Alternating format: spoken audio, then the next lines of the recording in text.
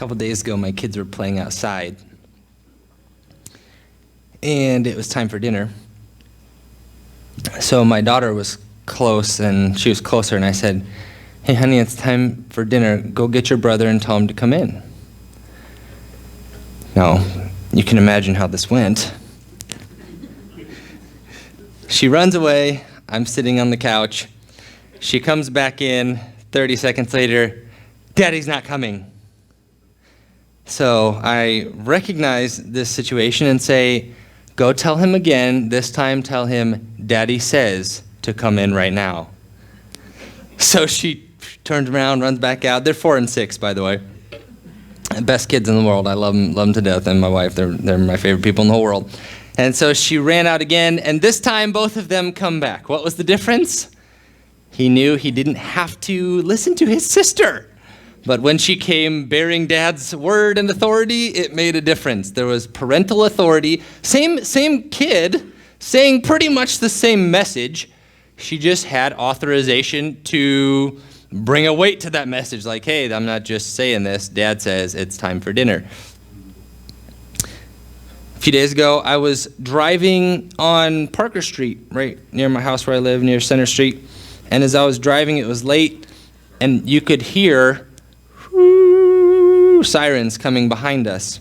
And so me, along with everybody else in that row, pulled over and stopped, and everybody else on the other side pulled over, and a fire truck zoomed past us.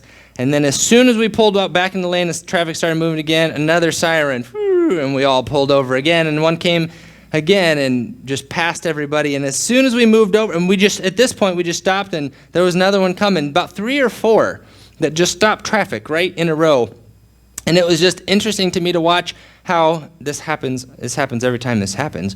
But everybody on the street just immediately pulled over and gave the right of way to these people in trucks and police cars. Why did we do that? Because we know those sirens and lights mean get out of the way. We've got something important to do. And everybody just agrees to pull out. In fact, there was one person in the line of cars that didn't pull over, just kind of sped up and tried to get out of the way, and everyone else was pulling over for the siren, but this person didn't feel like they were obliged, and they just kind of kept weaving. And everybody just looked at them and thought, "What are you doing? You're breaking the norm here." We all know when the siren comes, there's a sense of authority there. We're supposed to pull over. The other day I was at Culver's, which is not just the other day. That happens kind of frequently. But I'm ordering what I usually order, and then I give money to the person that's standing on the other side of the counter, and they take the money, and they give me a number, and then I walk away. And if you didn't know anything about organizations or restaurants, and you just saw this encounter, you might wonder, why is this person paying for a little number? Like, that doesn't seem like a good deal. You know, you give them money, and you've got a 12 on a little plastic teepee, and you walk away with it. That's not a good deal. Why does one give money to the person on the other side of the counter? Why not give it to anybody else standing around you? Because that person's wearing a uniform. That person works for the organization, and they have the authority to take the money and turn that money into a delicious sandwich. So that's how authority works. There's different ways that authority is expressed in different places, but we know it when it's there. A number of years ago, my friend Tony G, Tony G, funny guy. Oh my goodness, I wish you could meet him.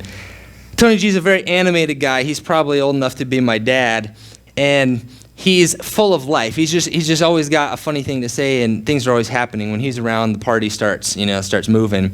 Well, one day he's going to this sporting event, and there were just a lot of people going to this sporting event, and the entire parking lot that all the fans were parking in started to fill up really quickly. So he noticed this and saw a field on the opposite side of the street. So he pulled into the field and parked his car, and he was going to walk over to the game. Well, immediately when he got out, he noticed there was a train of cars following him into the field. And so he walks up to the entrance where they're entering the field. Guy rolls down his window, "That'll be $5. Boom, park right over there. So the guy parks. Next car in line, that'll be $5. Boom, you can park right over there. He made a lot of money that night. And everybody driving in just assumed the guy there taking money has authority to represent that field and take people's money for it. Boy, were they wrong.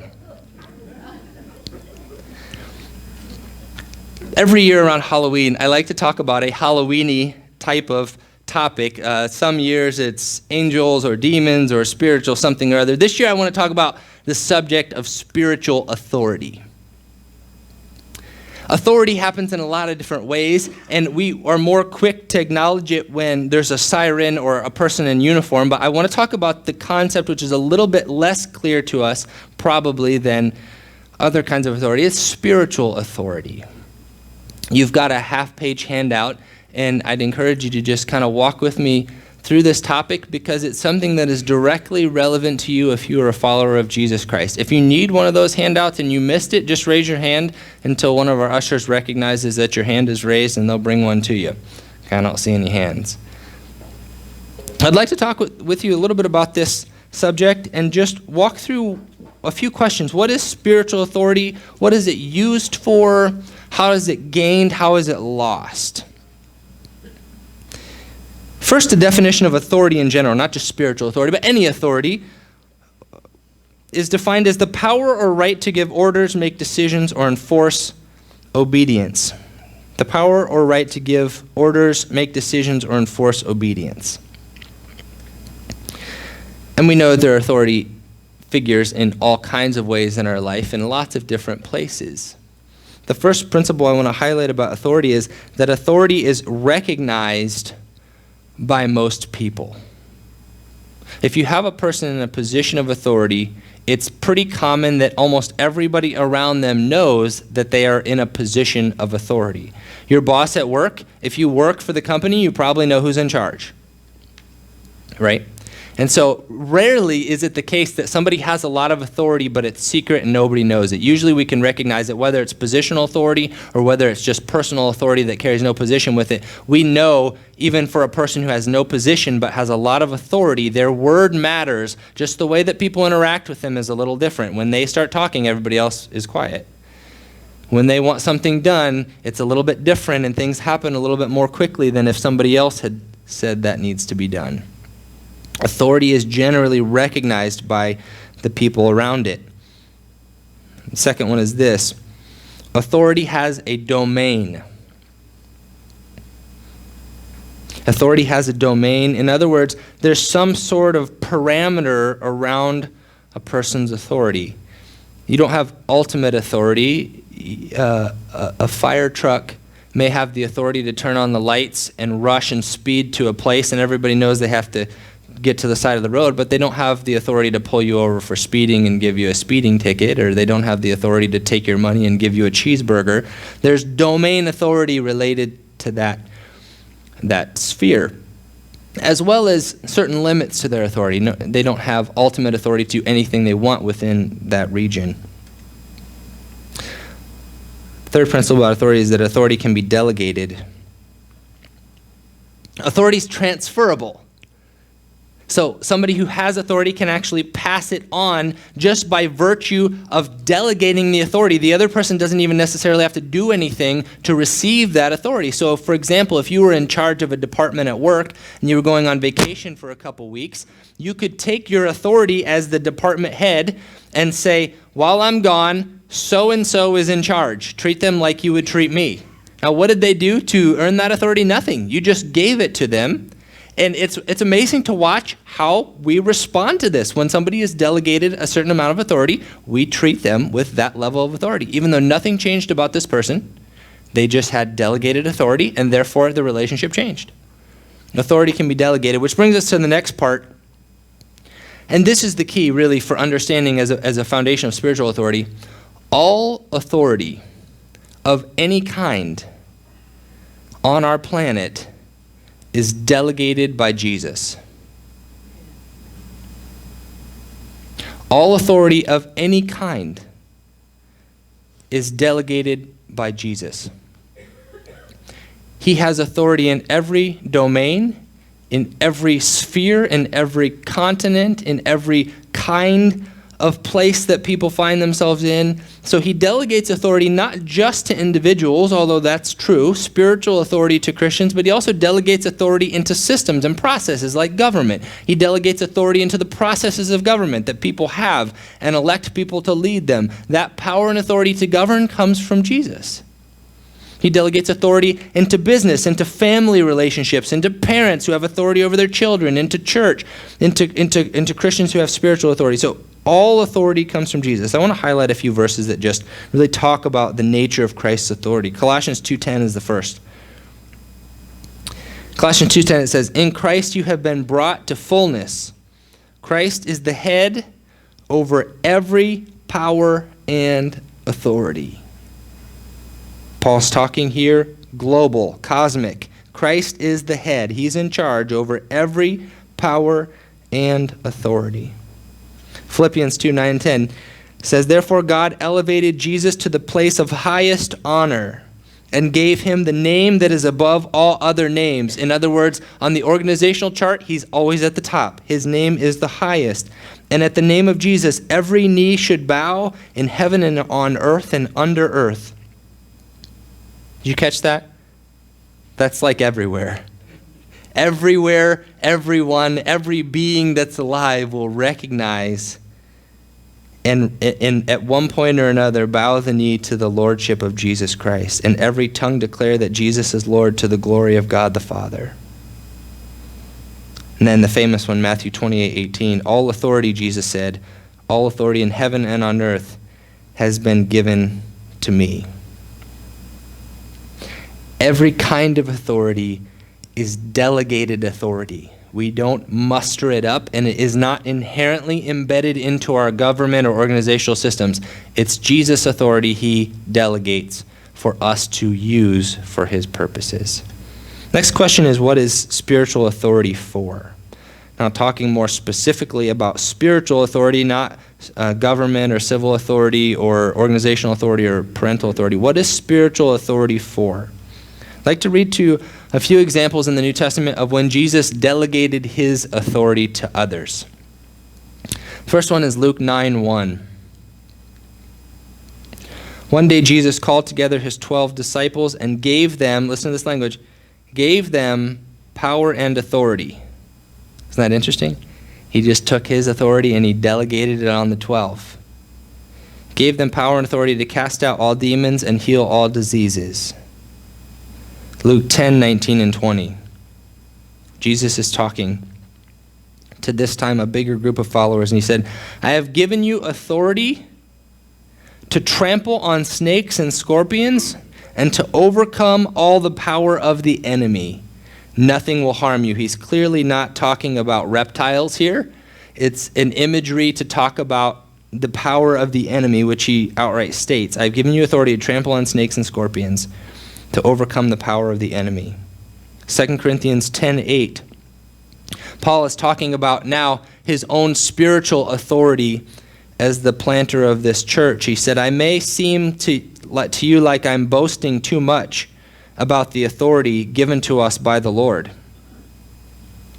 But our authority builds you up. It doesn't tear you down.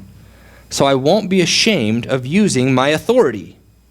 He was clearly claiming to have spiritual authority from Christ for the purpose of building up the church.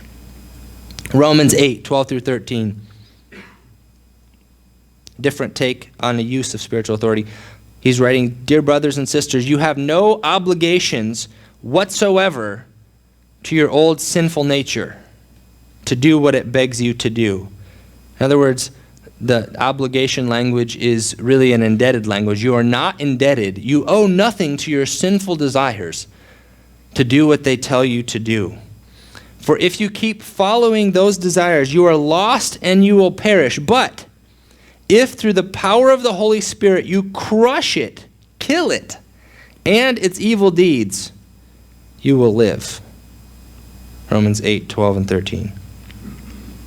So one of the uses of spiritual authority is to overcome sin and temptation.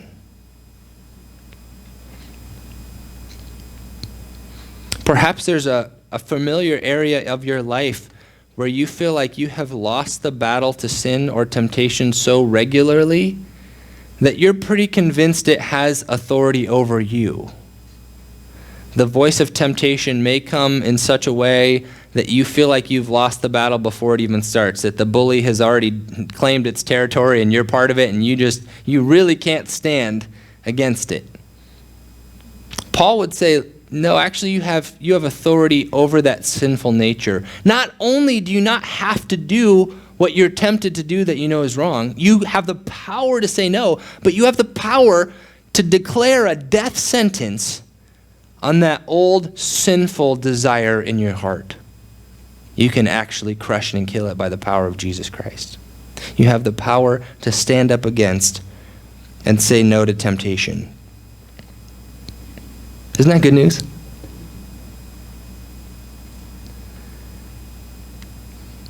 We have spiritual authority for the use of pushing back Satan and his team. There was a time when Satan had a great deal of authority on the planet and a great deal of hold on all kinds of people. But Jesus, at his death and resurrection, broke that authority, burned the contract, and gave rescuing opportunity for any who would call out to him in faith. Satan no longer has any right or authority in your life if you are a follower of Jesus Christ. The eviction notice has been served. His power has been defeated. He knows it quite clearly. It's usually us that doesn't quite catch along quick enough. You have power and authority to trample on snakes and scorpions and overcome the power of the enemy. Friends, I wish we knew that a little bit more clearly. Because a lot of what we see in daily life is something less than spiritual authority at that caliber.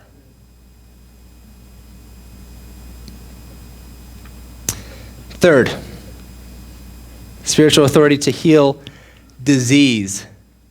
This was one of the specific expressions of Christ's authority that he gave. Now, let's pull back and remember Jesus' authority. It's his authority that we're talking about, not ours. He delegates it. And if we look at the Gospels and everybody that was around Jesus, one of the things that he often did was heal people of sickness and disease. By all appearances, he had authority over disease and sickness. He would command it. He would talk to things, and they would obey. Which brings us to the question of our own delegated authority over this one. My guess is, last time you were sick, you probably did not speak to the virus and command it to die. My guess is, when you find somebody who's sick and asks for you to pray, your prayers are probably often like mine are, pretty timid and a little more shaky than you wish. The words that you say are probably coming from a place of, I hope I don't hurt them and make this worse for them, rather than a sort of sense of any kind of authority over the situation. You know, I think for most of us, we may be much more quick to grab onto the sense of spiritual authority in terms of sin than we are spiritual authority in terms of disease. And you know why I think that we're less apt on this one is just because it doesn't work, right? It just doesn't work. Maybe for some of you, your experience has been, wow, Jesus rarely in my life's experience has ever healed anybody of anything that was noticeable. Maybe for some of you could change the word rarely to never.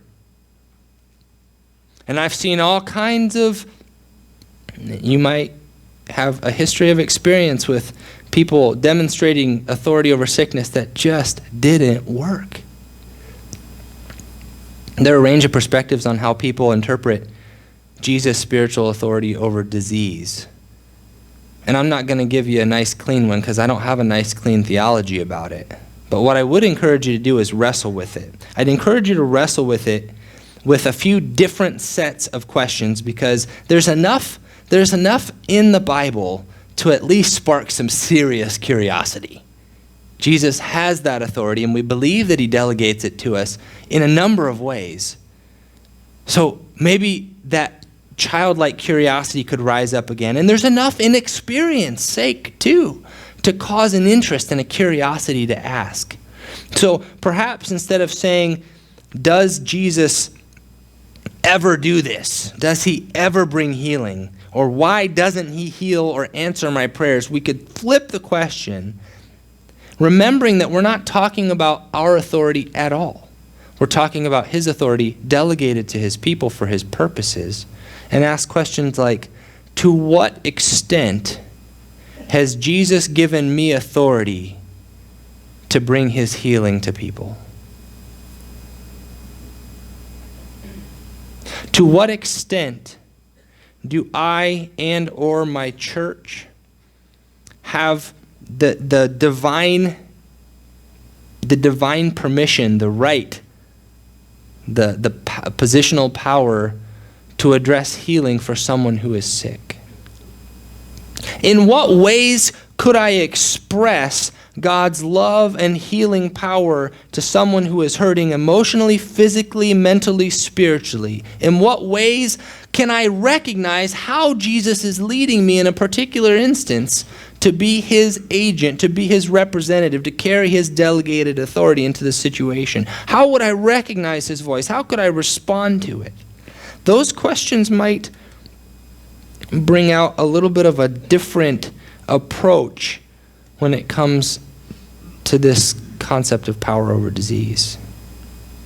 There are some on the perspective that take this authority as an absolute all-the-time command of faith. There are some who take this authority as something that is not applicable to Christians these days whatsoever. I'd encourage you to saunter around the middle, to navigate, swim around the waters of these kinds of things and just ask God the questions. Pray differently perhaps than you've prayed. Recognize that God is at work and healing comes in a lot of different ways. And friends, I know that there are many of us that the topic of healing and sickness and death are very, very close to your heart because your loved ones or yourself, this is the battleground you face. And cheap hopes of divine healing that doesn't work can be very painful to your heart. So I don't want to offer that. It'd be fun to ask the question, did Jesus ever get a cold or flu? I don't know. Did Jesus' mom ever get sick?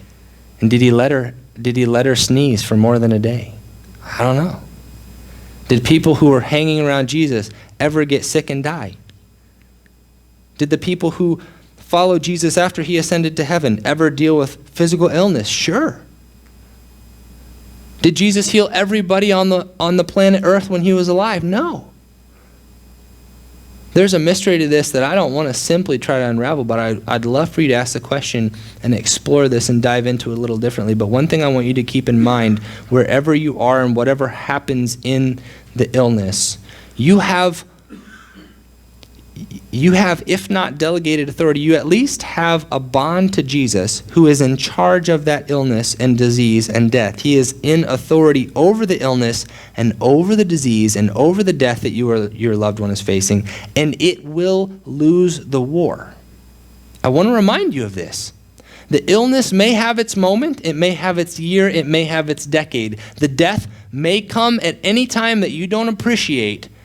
But if you are bonded to Christ, you have authority and victory over that temporary illness and death. The story is much bigger than that. The story is one of resurrection hope. You have that in Jesus. So in the middle, in the valley, in the disease, in the death, whether or not God brings divine healing, I want you to hold on to the fact that you are not subject to the things that give us complications in this world.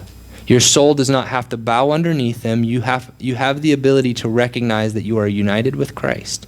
And in the big picture, you are victorious over these things in the long run. While it may not bring a ton of comfort, it does bring hope. Last one, in terms of the use of spiritual authority, it's used to help others. It's used to help others grow in their faith. Paul explicitly said, my authority is not for the purpose of hammering you down. It's for building you up. In fact, the imagery of this one, helping other people grow spiritually, is the opposite of having authority over the other ones. In sin and temptation, we have Christ delegated authority over those things. It's a dominating authority perspective to put them in their place. Satan and his team, that's authority over. Disease, that's authority over. But when it comes to people, we do not have authority over. The imagery that Jesus gave of spiritual authority is actually authority from under, bowing and washing the feet. The spiritual authority, the highest ranking among you, should take the lowest position and recognize your position as a position to serve. That's Jesus' kind of spiritual authority. And we have that. We have that to be influenced in other people's lives, to teach, to encourage, to set an example, to model the way of living for Jesus. We have that kind of spiritual authority to exercise in other people's lives by correcting them or challenging or bringing accountability when somebody is losing track of their walk with the Lord.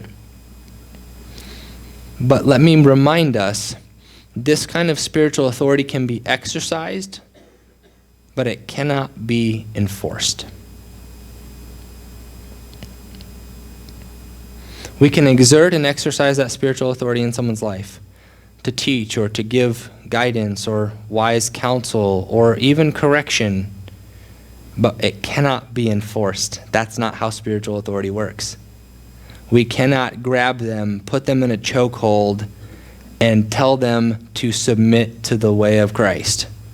The minute we do that, we've lost our senses. Even Paul and Jesus had all spiritual authority. And he exercised that authority in the people who would receive it, but so many rejected it. And he didn't chase them down and put them in a corner and beat them until they submitted. That's not his way.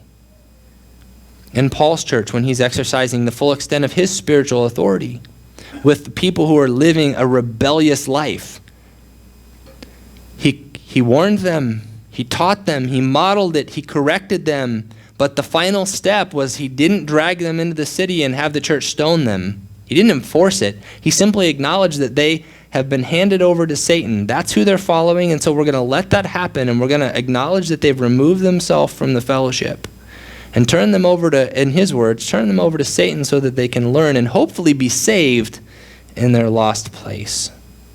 It's not an authority to dominate over or to enforce, but always to build up with Jesus' intent.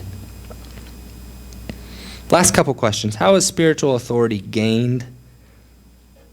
How is spiritual authority gained?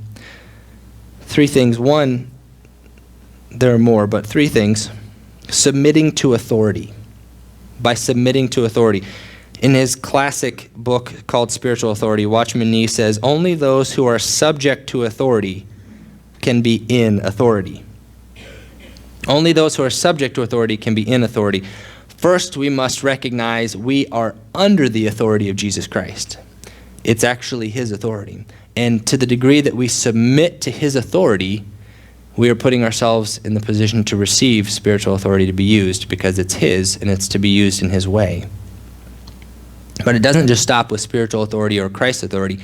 Actually, to be in a position to gain spiritual authority means we have to submit ourselves genuinely to, as Peter and Paul both wrote in different letters, to every human authority.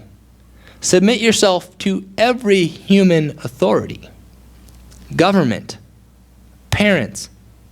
If you have a disrespectful attitude toward your parents, whatever your age, you are not in a position to receive an increased spiritual authority. If you mutter under your breath curses to the police officer who just gave you a ticket when you were going 20 miles over the speed limit,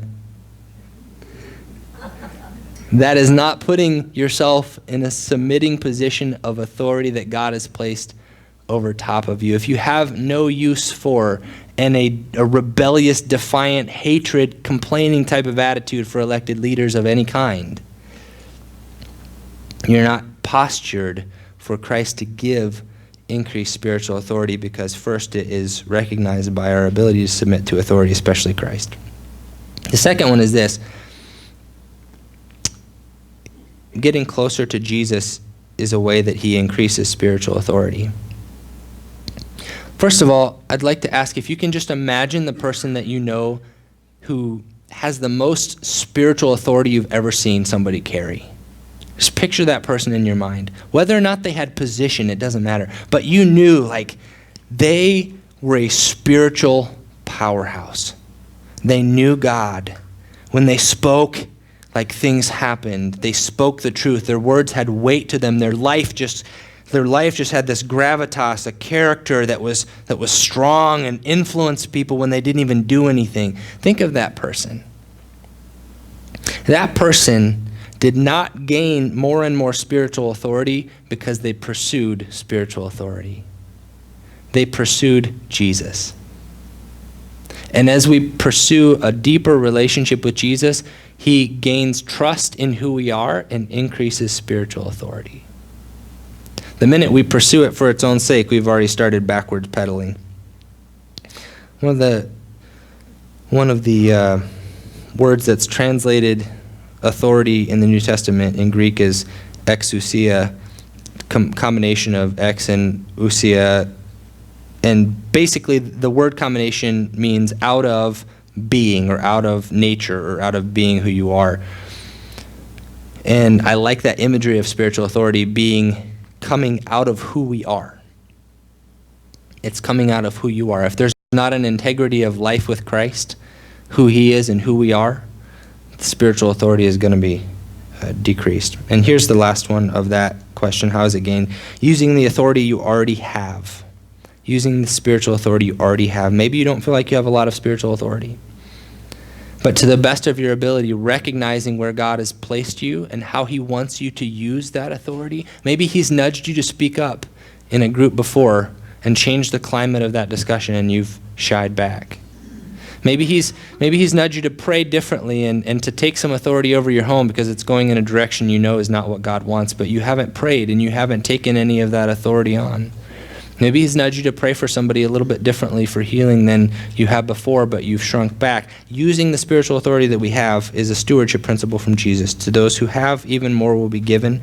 Those who take what they have and bury it, even that will be removed from them. Spiritual authority is different than spiritual identity. Spiritual identity is given in an instant when we surrender our lives to Jesus. We become adopted. We become children of God. That is who we are. That's instantaneous. We don't have to earn it. Spiritual authority is gained gradually as we become more and more like Jesus and he increases his trust in us. Imagine a king who has a child, and the moment his son is born, his son has identity. He is the prince. He is the son of the king. He gets that at the day of his birth, and that never changes. But he doesn't have authority on the day of his birth, does he?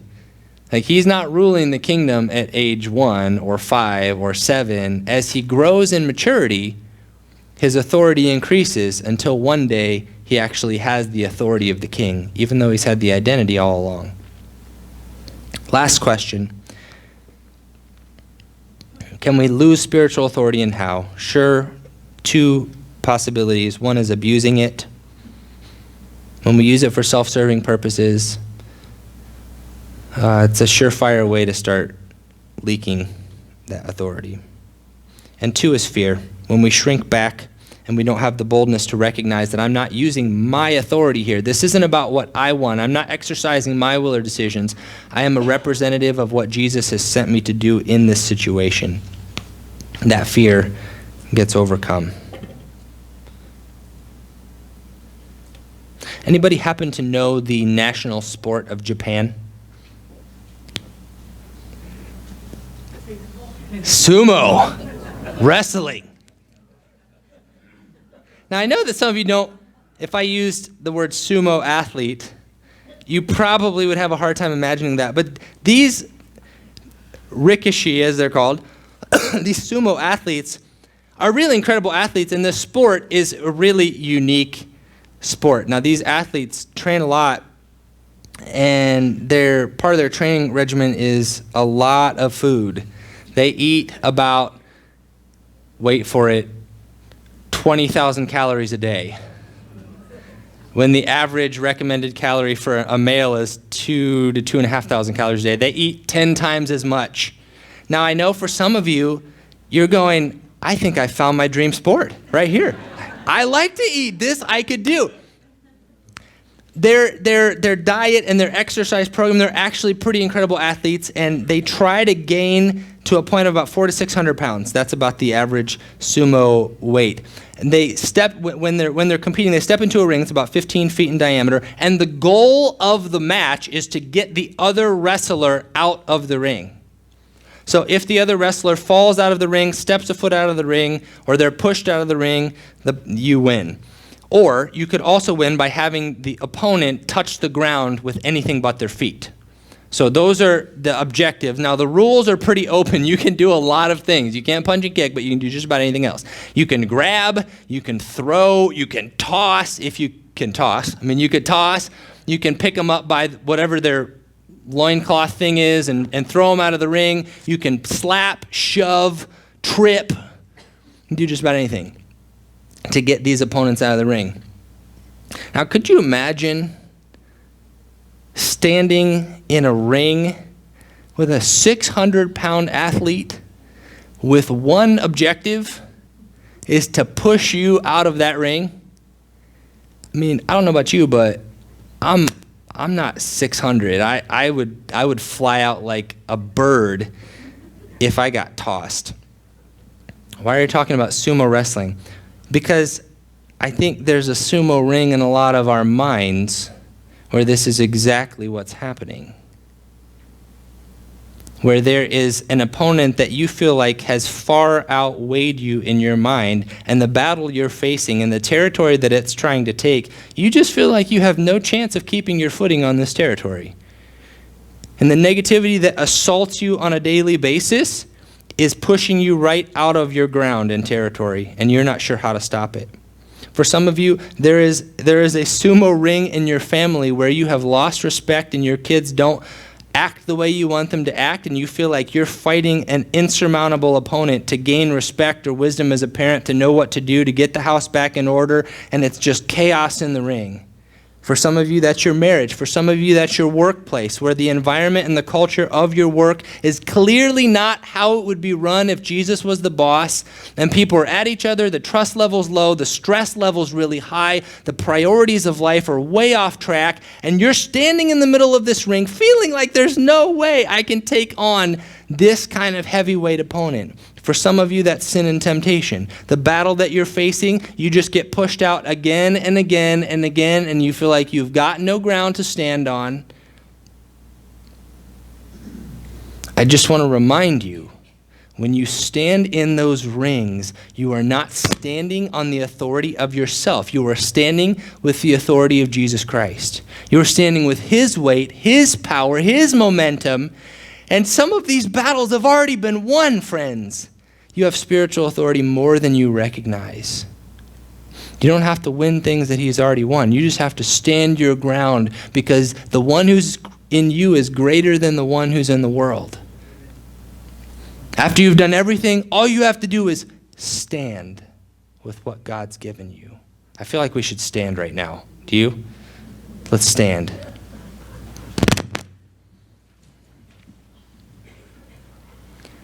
Stand with the spiritual authority that Christ has given you.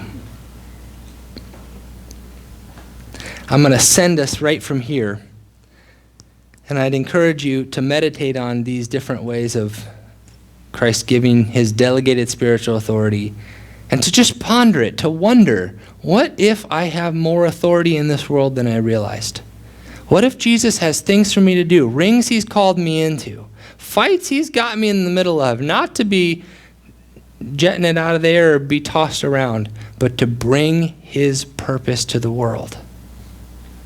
Friends, I wish every Christian knew the authority they had in Jesus Christ. And now may the love of God, the peace of Jesus Christ, and the fellowship of the Holy Spirit be with you as you go. You are sent.